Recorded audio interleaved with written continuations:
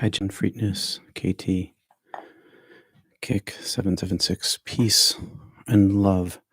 I'm Peter Panagore, ex-clergy, Yale Divinity School, ex-TV, FM, and AM broadcaster, and a two-time near-death experiencer. And this is not church. No doctrine, no dogma, no Bravo Sierra.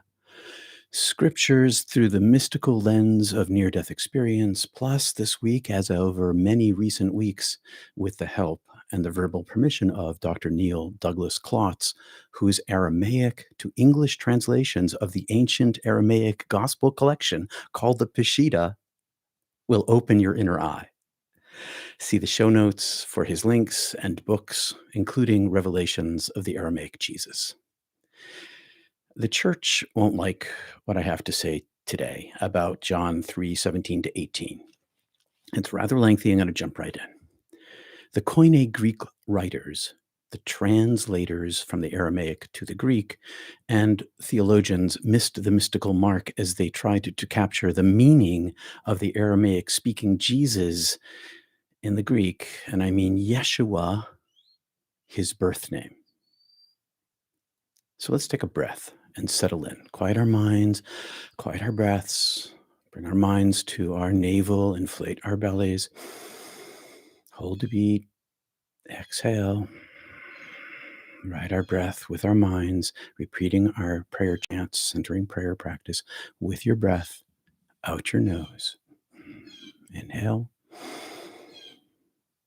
and find peace inside ourselves. And let's exhale peace into this warring world.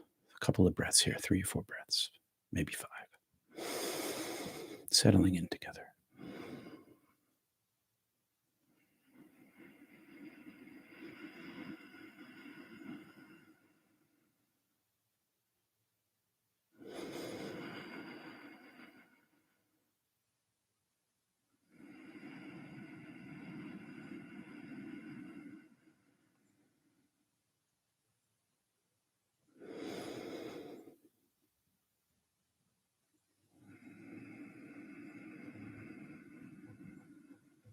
So last week, we talked about near-death experiencers noticeably being born again, born from above, as we find in John 3:17, 18. And last week, you could watch that to catch up, but it's not necessary to understand what I'm going to say today.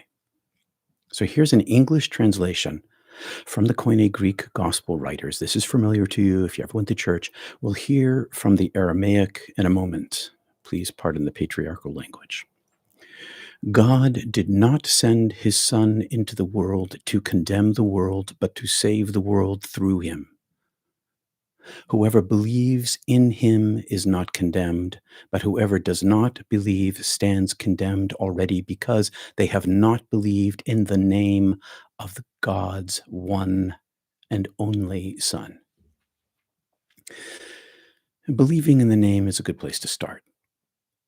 The word Jesus is an English translation of the Koine Greek, but his Aramaic name is Yeshua, which everyone called him because everyone in his society spoke Aramaic and not Greek. The text says, believe in the name. See my point? Yeshua, Jesus. Is his name Yeshua, or is it Jesus? The name is what the Torah calls the YHWH. They call it the name. If you remember back 2 or 3 years ago, we talked about the name. The Torah calls YHWH the name. It's what Christians give vowels to, and they pronounce the ineffable, Yahweh, or worse, Jehovah. But in the Hebrew, no vowels, unpronounceable. They call it the name. This phrase, because they have not believed in the name of God's one and only Son, it sort of reeks of theological power play and sounds rather egomaniacal and narcissistic if it actually came out of the mouth of Jesus. And I don't think he ever said it. It sounds like the church to me. It sounds like an overlay of direction put right into the gospel by the forming church. It's 100 years old at this point when John's writing, or the school of John. It's not a guy. Whoever is connected to the light is welcomed, but whoever isn't in the light is excluded. That's kind of what this is saying. Right now, you're excluded if you're not in the light. And, this is sort of true, isn't it? If you've experienced the divine light and you have eyes to see or ears to hear or a heart to feel, and you've had this flash of experience or this longer time of mystical transformation, maybe you had a moment or moments of awakening, maybe even intuition, then you have eyes, ears, and feelings to see, hear, and touch as means in the Koine Greek passage. I'm not totally disagreeing with the Greek here. I'm saying that it's been misunderstood. No one, not even Jesus, has the power to exclude anyone. He didn't come to condemn the world. He's not come to exclude anybody. And this was true in my life review, in my first near-death experience. I held the power to condemn myself. Lucky for me, the power of the mysterious love, capital P, capital M, capital L, power of mysterious love was so overwhelming with the force of a black hole's gravity well. I got sucked right into the light. All I had to do was pay attention to it. That's the saving that happened to me. The saving Jesus, Yeshua, came to show us this inner light, this name, not to believe in him as a guy, not his human nature, not his name, which wasn't Jesus, was Yeshua. But that wasn't his soul name anyway. Call it the Christ consciousness, if you will. Here it is, John 3:17 to 18, in English from the Aramaic. Listen with the ear of your heart. This is what he meant. For unity so loves diversity, all the worlds of time and space, that it, capital I, brought you a fully unified child of unity, that the divine brought you a fully unified child of unity, a fully integrated person, enlightened, turning easily in heart from self to soul, so that, as an example for us, whoever would have the same unshakable confidence in their own fulfillment, in their own integration, will not fade with the outer form, does not die with the body, but will continue from world to world, realm to realm, heaven to heaven, with and in the ever living life. John 3:17, 18. Very different. Unitive confidence in ever living, everlasting life. That's what he's talking about. Not the belief in the man, the guy, what he stands for, but an experience of unitive confidence in the ever living, everlasting life which he had, which many near death experiencers have. I have this confidence. That's why I'm doing what I'm doing. The words from the Greek that Jesus did not come to condemn the world, but to save the world is clarified by the Aramaic so that we can see that what Yeshua means is that he didn't come splitting, judging, or cutting our world of time and space and people into little tiny divisions. He didn't come to judge anything, let alone us, but to save the world as it is in the Aramaic, but to give, and as it is in the Aramaic, but to give life to this age by his hand. This is a saying, to give life to this age by his hand, which means not dividing further, by consciously connecting with the always connected reality itself. He's consciously connecting to the always connected. It's always connected. Reality with a capital R itself. This is what the passage is talking about. He's talking about his own mystical experience. And he's saying to us, I had this thing, you can have this thing. Think of this connectivity as an internet to which your modem is connected, and it's broadcasting this invisible Wi-Fi, which you pick up, through which you can connect to the universal intelligence itself. reality itself, which is what he was doing, which is what happened to me. We can become connected to the always connected. That's the message of Yeshua in John 3. We can become connected to the always connected. We can do this, and we can have this confidence in it. And how do I know this? Because I live it. I came back this way for my first NDE. And as an example of the possibility for us, even for myself, what's the example I look to? I point to Yeshua and say that unspeakable love sent him to show us light and love. He became an example of this very thing that he told us that we have and can be. And I live with this ever living life now. It's never left me or leave me alone since the day I came back. I descended from heaven with it, a gift overriding. It's an overriding after effect, not always comfortable. And I'm telling you that you have it too, even if you can't see it. Many of you have seen it. Many of us have died, ascended and descended, and we know this and we live this. And some of us have had spiritually transformative experiences, feeling the energetic presence as a compulsion in a present fulfillment. Like we have to talk about it, like we can't ever escape it. It's a present fulfillment, and it's a confidence in that. It's a compulsion toward it. And many of us intuit or have touched or been touched by this channel of the living energy. Many of us have. And if we have, NDE or not, we've all died to some degree and been reborn. That's what happens in the flash of intuition. That's what happens in the flash of an awakening. You become a different person. Most of you still there, but big party has changed. Your perception of the world has changed. Your perception of yourself has changed. And I've been born again many times in this lifetime. It's not necessarily just a one-time thing. Each near-death experience and spiritually transformative experience I've had, mystical experience that I've had, has remade me and remakes us every single time. You're not quite the same person you were before. Even if you don't understand what happened to you, you know something did. And it informs who you are, how you think, what you begin to search for.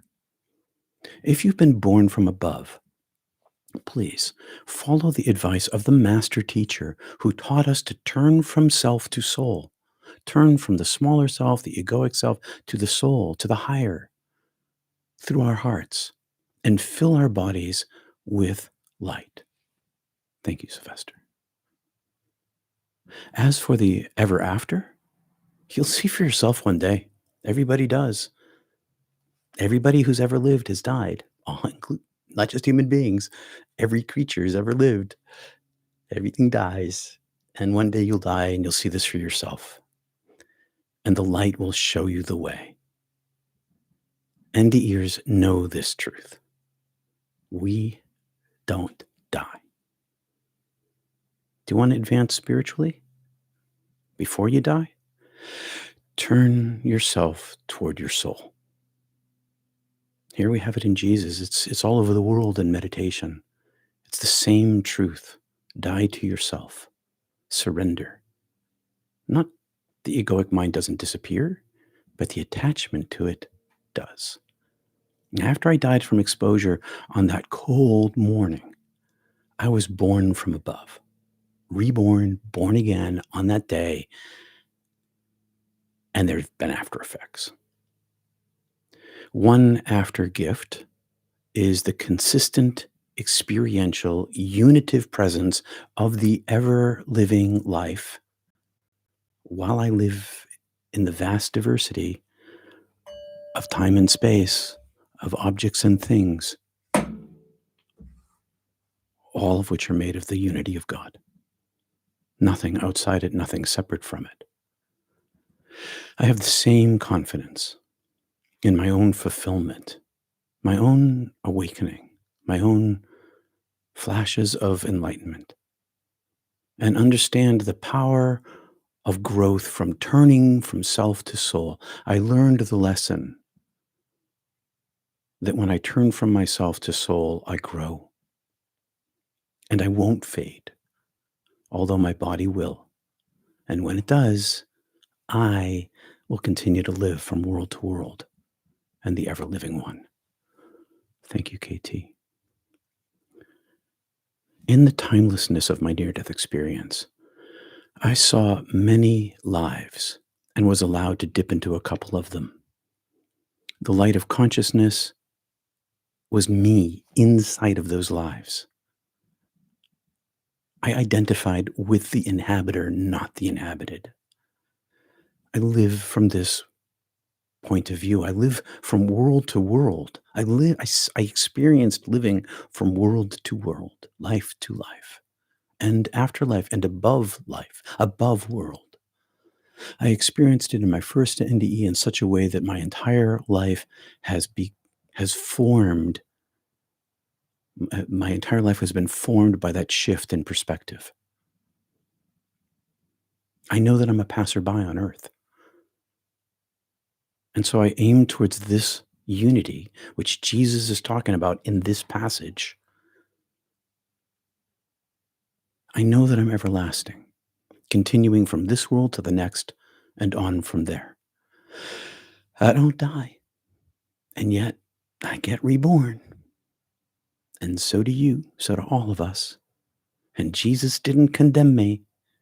I had that power for myself when I went through my life review. The beloved didn't condemn me, but took all of my divisions and all of my smallnesses from me and brought me into unity and showed me that all diversity is in unity. Nothing is separate, even in the diversity of this world with a capital D. And that unity is love and light underneath all of it. And Jesus was never talking about anything about condemnation, going to hell if you don't believe in him. When I died, that's when I awakened. My belief in him or not in him had nothing to do with the overwhelming power of the light itself, in whom there was no condemnation for me. And there's nothing about the patriarchy in the divine presence or in the Aramaic. There's no implication that only the believers are saved. We know this because near-death experiencers who are atheists get saved. Nothing about believing in a person's name. Nothing about Jesus being the one and only Son of God. I too was a son of God, a child of God, particularly beloved in my near-death experience, just like you and Jesus. And I experienced the unity of love, that I was the most precious there was, but so was everyone else.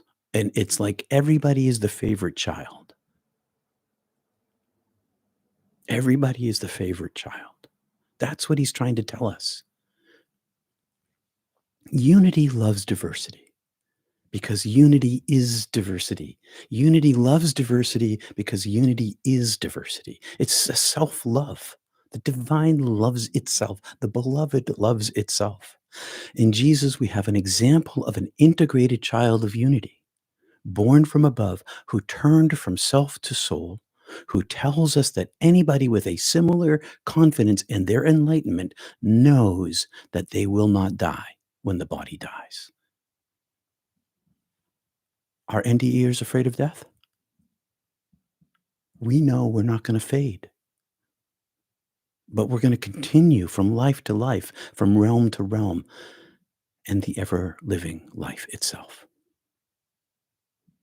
I'm a unified child of God who died, ascended, descended, was born again, and live with the wind of the Spirit blowing in me, to go back to what we talked about last week. I turned my heart from self to soul because of the confidence of my fulfillment that was gifted to me. I came back with the confidence, but yet I still went in pursuit of turning self to soul because this is what he was doing in his life. This gift is your inheritance too. It's not just mine, it's not just his. You too are a child of the beloved. And if you've ever felt the presence in some sense at all, whatever your experience was, that's an equal birthright to Jesus, as to mine, as to yours. Jesus isn't the only begotten child of God. We are all that. He remembered, he experienced it, and he tells us we can too. And we will, even if we don't in this lifetime. The moment of death awakens. In your darkest times, remember that tens of millions of near-death experiences have experienced light and love. They died, ascended, and descended, and are born from above as children of light. There are tens of millions of us all over the world. And if you're a near-death experiencer, speak up, especially if light and love, or just the knowledge of having the body not manufacture consciousness. Speak up. The world needs your voice. Trust your inner confidence. And lastly, John 3:17-18, from the Greek is the root of the Nicene Creed in which Jesus was deified. He never claimed Godhead. He claimed oneness, and he told us that we could do it too. Let them be one as you and I are one, is also in John. Through the oneness and its diversity, we are saved and always saved because ultimately nothing is separate, not even us, from that which is all things and infinitely more.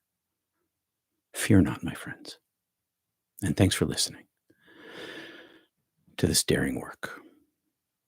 Thanks for your support. Appreciate the super chats today. Visit peterpanagore.love if you want to continue to support what I'm doing here. And join us at the top of the hour and only a few minutes at Mystic Tea Salon. There's a link below. It's in the show notes. We'll continue talking about this. 5 rules: humility, compassion, kindness, experience, authenticity. Mystic Tea Salon. Crowdsourcing wisdom. I'll take a quick look over here, see what's going on. I often wish that Peter was the one in the pulpit when I was a child. Thanks, Michael. Hey, Tom, thank you. Clan, thank you. PL, thank you. He has been telling me he is my brother over and over for the past couple of years. It took me a long time to really hear what he meant, Amy. Occasionally, existence gels in the sense that everything is one is quite profound.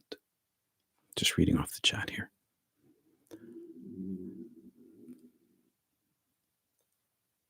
Being saved and return to this physical realm, part of the development cycle, but next time I do not want to return to this realm, a place needed to develop a soul. I'm into that. The love from the beloved never excludes, always welcomes, no gatekeepers. The patriarchy comes from Paul, who did not like women at all. Yeah. Yeah. And he had a mystical experience too. So there you go. All right. I'll see you in about 5 minutes, top of the hour, link in the below. Thanks for being here. Thanks for liking and subscribing. Hope that wasn't too much. That was a lot. It was a long one.